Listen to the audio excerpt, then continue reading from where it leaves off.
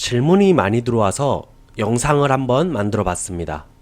전일제 대학원생, 즉 풀타임 대학원생이 추가 수입이 가능한 경우, 즉 부업이 가능한 경우에 대해서 정리를 한번 해봤습니다.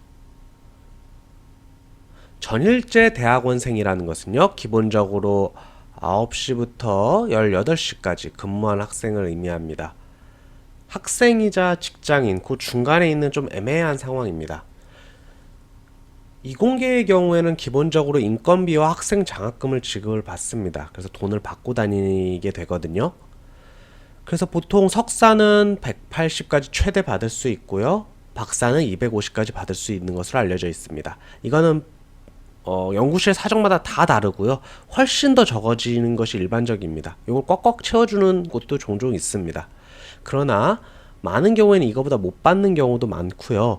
그 정도 고급 두뇌, 그 다음에 실제로 뭐 9시부터 18시라고 하지만 저 시간만 하겠습니까? 기본으로 밤 되고 주말 나오고 이런 게 일반적입니다. 그런 상황에서 저수입을 통해서 생계를 유지하기는 매우 힘든 건 사실입니다. 특히 남자의 경우에는 이제 군복무를 마치고 오면 이제 30대가 넘어가는 경우도 많고요. 실제 다른 일을 하다가 올 경우에는 나이가 굉장히 많아지는 경우가 있습니다. 이럴 경우에 저 액수로 뭐 살라고 하면 좀 많이 힘들겠죠. 그래서 그 어떤 부업이 필요할 때가 있습니다. 다만 기본적으로 전일제는 부업이 불가능합니다. 끝나고 나서 다른 일을 해도 되냐? 아니면 내가 이 인건비랑 장학금 안 받을 테니까 딴 일을 해도 되냐? 안 됩니다. 기본적으로 안 됩니다. 그 전일제라는 거는 어떻게 보면 특히 이공계의 경우에는 정부의 지원을 받고 있는 학생들이기 때문에 요거에 집중해야 하라 이런 취지 때문에 그런 거에 대해서는 그쪽에서 주장할 이유가 있죠. 다만 이제 사람마다 사정이 다른 거니까 몇 가지 특징, 몇 가지 추가적 부수입을 올릴 수 있는 상황에 대해서 설명을 드리겠습니다. 일단 추가 수입이 가능한 경우 첫 번째는요, 자격득실 확인서에 나타나지 않는 파트타임일 경우 가능합니다. 우리가 추가 수입을 올리는지는 알 수가 없습니다. 우리가 어떤 일을 하면은 거기서 뭐 그 학교에 알리는 것도 아니고요. 뭐 세무서에 이제 그 세금을 내잖아요. 그런다고 해서도 알 수가 없습니다. 그건 개인정보이기 때문이에요.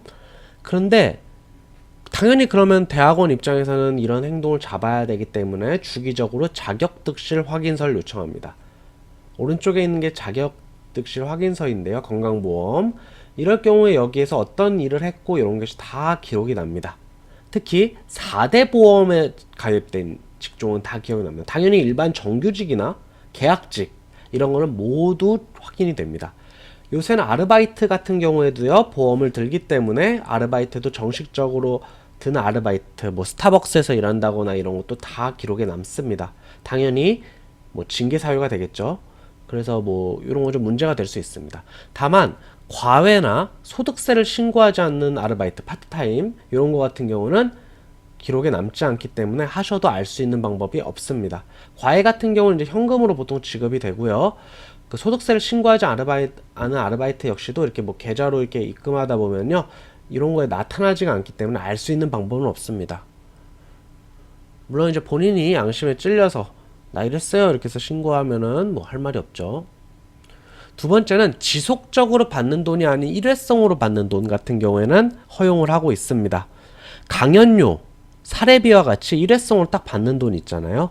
어떤 활동을 해서 고맙다고 이렇게 받는 것 같은 경우는 상관이 없습니다. 이런 거는 뭐 그 사람의 개인적인 활동이고요. 그렇다고 이런 거 했다고 해서 돈을 거절할 이유도 없는 겁니다. 그래서 강연료, 뭐 석사급, 박사급에 할당된 이제 금액이 있는데 그 금액이 지불됐을 때는 그거는 여러분들이 쓰시면 되는 겁니다. 또 뭐 어떤 일을 도와줬어요. 일회성으로 딱 받는 거는 상관이 없습니다. 단 이것이 반복적으로 뭐 한 달에 한 번씩 이렇게 계속 받는다거나 지속적으로 이렇게 계속 들어오면 나중에 문제가 될 수는 있습니다. 물론 여러분들이 이제 뭐 정계에 진출할 게 아니면 이걸 추적하는 사람은 없습니다. 하지만 이제 반복적으로 이렇게 액수가 나오는 건 나중에 좀 문제가 될 수 있기 때문에 이런 건 좀 주의하시는 게 좋습니다. 세 번째는 외부 장학금입니다. 학생 장학금과 인건비와 별도로 외부에서 장학금을 받는 경우에는요, 이런 건 상관이 없습니다. 그래서 예를 들어 박사급이 뭐 200을 받았다. 근데 외부 장학금이 뭐 달에 300이 들어오는 뭐 좋은 장학금을 탔다. 그럼 500씩 받으시면서 학교 다니시면 됩니다. 아주 편안하게 다닐 수 있겠죠. 다만 이제 이런 경우에는 그런 장학금 신청할 때 교수님이 알 수밖에 없거든요. 왜냐면 그 뭐 재학 증명서도 떼야 되고 교수님의 추천서 이런 것도 떼야 되고 이런 경우가 많기 때문에 또 학교에도 이렇게 알려지는 경우가 많습니다. 그럼 이제 교수님과 협의를 통해서 학생 인건비와 내부 인건비가 좀 줄어들 수는 있겠죠. 그래서 금액을 좀 맞추려고는 하시는 분들이 있을 것 같습니다. 개인적으로 이걸 왜 관여할까 싶긴 한데 뭐 이런 경우가 워낙 많으니까 그럴 수는 있습니다. 마지막으로 이런 경우는 사실은 저도 본 적이 없습니다. 그냥 어떤 학교 교칙 이런 그런 관련 사립학교법, 과기원법 같은 데 나와 있는 건데 특별 허가 총장급의 승인이 있을 경우에는 외부 일을 통해서 인건비를 추가로 받을 수 있습니다. 물론 이거는 뭐 이 나라의 어떤 공학 발전에 도움이 되는 그 정도의 엄청난 업적을 이룬 학생이 그러면 실제 산업에 뛰어드는 게 낫겠다 해서 이런 게 실시되는 것이지 웬만해서는 이루어지지 않는 매우 특이한 케이스입니다. 그래서 현실적으로 말씀을 드렸을 때, 요 첫 번째, 요 자격특실 확인서에 나타나지 않는 파트타임이 가능성이 일반적으로 있습니다. 그래서 요게 꼭 제대로 된 방법이라고는 말씀을 못 드려요. 정확히 말하면 편법에 가까운 방법이고요. 다만 지금 현재 대학원생들이 받는 대우 이런 걸 생각을 했을 때 또 개인 사정이라는 게 있잖아요.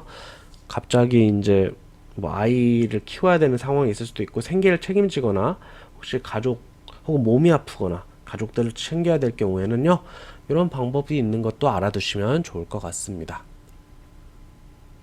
그래서 이번 시간에는 전일제 대학원생이 추가 수입이 가능한 경우에 대해서 좀 알아봤습니다. 이거 관련돼서 질문이 좀 많이 들어왔는데요.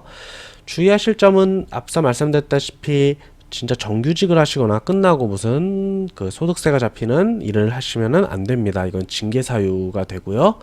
물론 학교를 이제 제적당하거나 이런 사유는 아니지만 징계를 명확히 받을 수 있는 사유고 받았던 인건비나 이런 게 문제가 될 수 있고 뭐 돌려줘야 되는 상황이 발생할 수 있으니까 이런 거는 주의하시면 좋을 것 같습니다.